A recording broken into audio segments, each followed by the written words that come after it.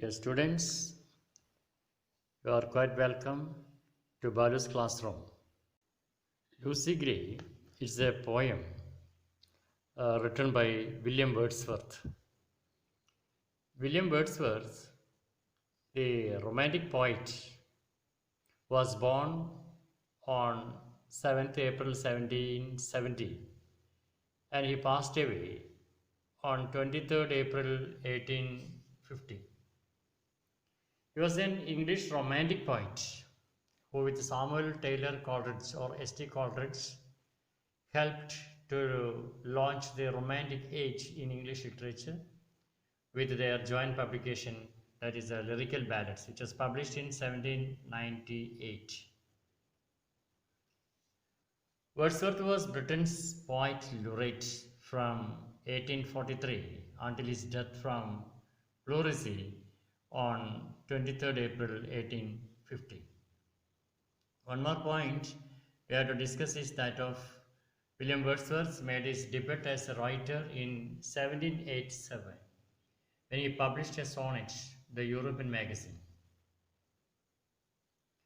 In 1790, he went on a walking tour to Europe, during which he toured the Alps extensively and visited nearby areas of France, Switzerland, and Italy. In this poem, Lucy Gray was a little child, and she is going to find out her mother in the town. That Lucy Gray, in one of the finest literary ballads written by William Wordsworth, in blank verses, upon a real account of death of a little girl narrated to him by his sister Dorothy. In the poem, the poet portrays imagery of a little solitary girl who lived in a house in the valley with her father and mother. As she did not have any friend, her most of time was spent in playing alone or helping her parents. Wordsworth further progressed by adding that one can get a chance to see a fawn or a rabbit while passing through those valleys, which are usually hard to trace, but we will never be able to see the innocent face of Lucy Gray. Now, William Wordsworth takes us back to this sad incident. It was an afternoon, and Lucy was at home with her father. Her mother had gone to the town. Her father took his hook and started to pile bundle and instructed Lucy to take the lantern and bring her mother safe before evening. The storm arose earlier and Lucy lost the way. She searched for the way back to home but could never find. Her mother came back home, worried her parents explored the entire valley whole night to catch a sight of Lucy, but she was nowhere found. At the break of the day, her parents found patterns of Lucy's small feet in the snow. They started following those footprints, which led them to Bridge of the Wood, which was only a furlong far from their house, and after that prince disappeared. It was indication that Lucy had died. Her parents lament for her. The dearest child of the nature was gone, but it is still in belief that Lucy is alive and sings her solitary song in the valley. Wordsworth, as a poet of nature, in this poem has associated the action of death with the nature. After the death of Lucy also, it is believed that she is alive, and her song whistles in the air in the valley as if she has become part of the nature. Beautiful imagery, similes are quite seen as the very flair of William Wordsworth. Lucy Gray, the analysis of the poem. Stanza 1. Oft I had heard of Lucy Gray, and when I crossed the wild, I chanced to see at break of day the solitary child. Look at the meaning. The stanza provides the setting and the foreshadowing for the rest of the poem. The reader knows that Lucy Gray has been heard of before and often. The speaker then claims that he saw the solitary child right at break of day. At this point, the speaker does not reveal why he has heard of Lucy Gray, nor does he reveal why seeing her is worth mentioning. The first stanza simply strikes up curiosity about Lucy and sets her up as an important figure. And look at the second stanza. That is, no mate, no comrade Lucy knew. She dwelt on wide moor, the sweetest thing that ever grew, beside a human door. This stanza continues to create curiosity about Lucy. The speaker says that she has no mate and no comrade. That means she does not have any friends. The corresponds with his description of her in the previous stanza as a solitary child. She was a lonely child. Then he says that she dwelt on a wide moor. Wide moor. It's a vacant place. It's a strange thing to imagine a child with no friends or family alone and living outside. One might begin to think that he is describing some kind of feral child. But line 3 of this stanza contradicts that idea entirely. The speaker says that she is the sweetest thing that ever grew beside a human door. Now the readers can understand that Lucy is a sweet, darling child. The last line says that she grew beside a human door. It seems strange that she did not grow inside that door. Since she is a human child, the speaker has already mentioned that she dwelt among the moor. These two descriptions cause the readers to wonder about Lucy and her strange identity. Look at the third stanza.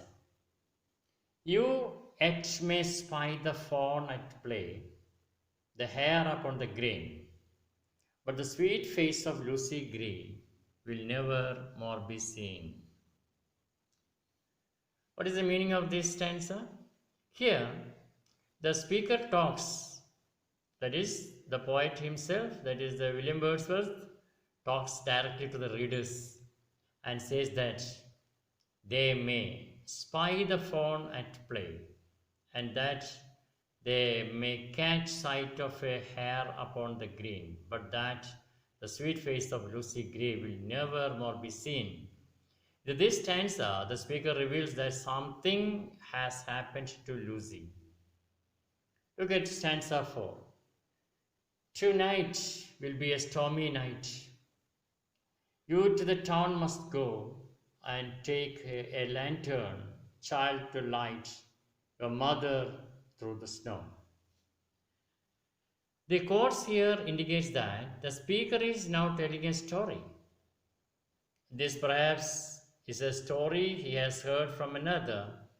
He begins to talk from another's point of view. This boy apparently sends the child out in the snow with a lantern to find her mother. Look at the next stanza, that is stanza number 5. That father will I gladly go do. It is scarcely afternoon. The minster clock has just struck 2, and yonder is the moon. The meaning is like this. The speaker has already described Lucy as the sweetest thing, so it does not come as a surprise that she should respond, that father will I gladly do. This also reveals that the speaker within the courts is Lucy's father. The father sends his daughter out at 2 o'clock in the afternoon. He asks her to take a lantern to her mother. Lucy gladly goes. Look at the next stanza, that is stanza number 6. At this, the father raised his hook and snapped a fagot band. He piled his work, and Lucy took the lantern in her hand. This stanza continues the story from the original speaker's point of view. He says that the father returned to his work as Lucy went out with the lantern in her hand. Then look at the next stanza, that is stanza number 7. Not blither is the mountain row, with many a wanton stroke. Her feet disperse the powdery snow that rises up like smoke. The meaning goes like this. This stanza describes Lucy as walking along slowly and carelessly, kicking up the powdery snow as she walks and watching it rise like smoke. These descriptions of Lucy help to continue to paint a picture of a sweet and innocent child. The more the reader gets to know Lucy, the more he feels anxious about her because the speaker has previously stated that she is to be seen no more. The image of a little girl doing as her father asked, kicking up snow as she walks, serves to attach the readers to Lucy. Then look at the stanza number 8. The storm came on before its time. She wandered up and down, and many a hill did Lucy climb, but never reached the town. Here, with the first line of this stanza, the speaker reveals what will happen to Lucy. The storm came on before its time, and Lucy wandered up and down and climbed many a hill, but never reached the town. With this description, the readers can imagine poor little Lucy lost in the storm and climbing hill after hill only to be lost in the storm. Look at the next stanza, that is stanza number 9. The wretched parents all that night went shouting far and wide, but there was neither sound nor sight to serve them for a guide. This stanza reveals that at some point during the night, Lucy's mother returned home. When her parents realized that Lucy had never made it to town with the lantern, they were wretched all that night, as any parent would be as they frantically searched for their child.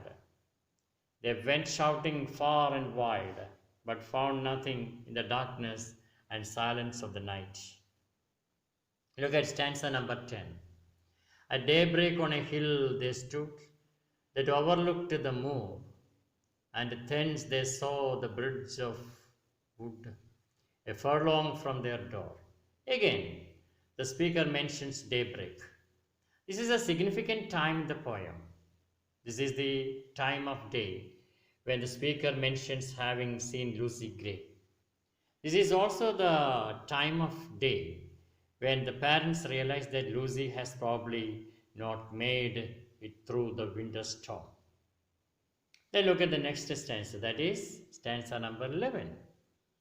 They wept and turning homeward cried, in heaven we all shall meet. When in the snow the mother spied the print of Lucy's feet. At this point, the parents weep and give up their search for Lucy.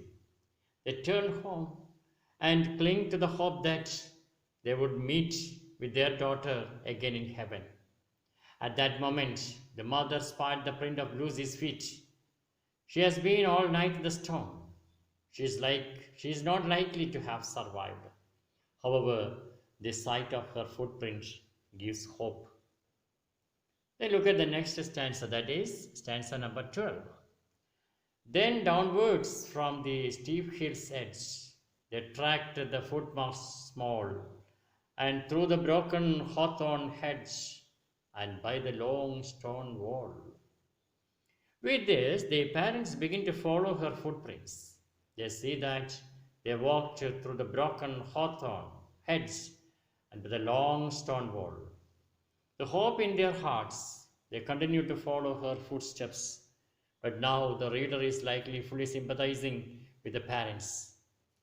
The feeling of frantically searching, the weeping and accepting her death, and the renewed hope of seeing her footsteps are all feelings the readers can either relate to or at least imagine. Then look at the next stanza, that is stanza number 13. And then an open field they crossed.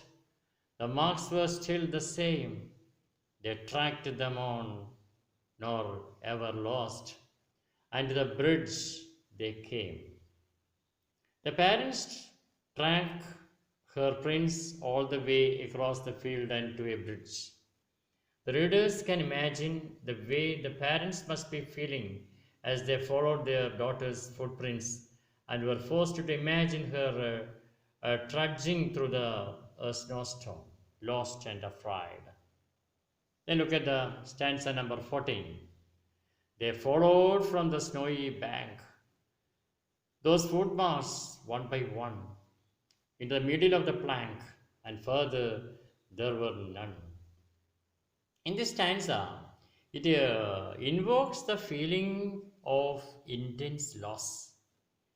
While the parents follow the footsteps of the child, there is hope that she might be found alive at the end of those footprints. Instead, the prince led the parents to the middle of the plank on the bridge, and suddenly the footprints stop. The only conclusion is that Lucy fell off the bridge. Then look at the next stanza, that is stanza number 15. Yet some maintain that to this day she is a living child, that you may see sweet Lucy Gray upon the lonesome wild. This stanza reveals to the readers that the body of little Lucy was never found. Had it been found, people would not continue to claim that she is a living child. But they do, and furthermore, they claim that she can still be seen upon the lonesome wild. This suggests that it is the spirit of Lucy, that is, dead body of Lucy, that is alive and can still be seen. This also gives more insight into the opening stanzas, in which the speaker claims that he saw her and that she was a solitary child. It was the spirit of Lucy Gray, which he had often heard of and which he claims to have seen. Then the 16th stanza. Over rough and smooth she trips along, and never looks behind, and sings a solitary song that whistles in the wind. Here the speaker repeats again that he has seen Lucy Gray, and he describes her as she is now. He says that she trips along and never looks behind as she sings a solitary song. This gives a peaceful description of Lucy. It implies that she perhaps sang and skipped along before the storm took her away. It suggests that she was not terrified by the storm, but that she was taken suddenly and by surprise. Essentially, it suggests that she died happily, skipping along in the snow. This, of course, would be what the parents would have desperately hoped for after realizing that Their daughter was not alive. Students, the very brief summary of Lucy Gray, that is written by William Wordsworth, goes like this. Lucy Gray is an obscure girl growing up in a cottage on the moors, the child of poor parents who must work for a living. A solitary child of nature, she loves to play by herself on the moors. One short winter day, when the sun sets early, Lucy notes that it is 2 o'clock in the afternoon, but she can already see the moon. Her father sends her off with a lantern to meet her mother and help guide her home through the darkness. Instead, Lucy disappears in a snowstorm. Her parents search for her all night, following her footprints through the snow to a wooden bridge. Here, her footsteps disappear. Her body is never recovered, leading some to say she is still alive. These folk maintain she is a living child. You may see sweet Lucy Gray upon the lonesome wild. Wordsworth revered nature, and by showing Lucy as a child of nature, almost one with nature, he elevated her. By focusing attention on an obscure person, Wordsworth showed that ordinary people had dignity and were worth thinking about. The related questions and answers can be given later. So, okay, thank you for listening.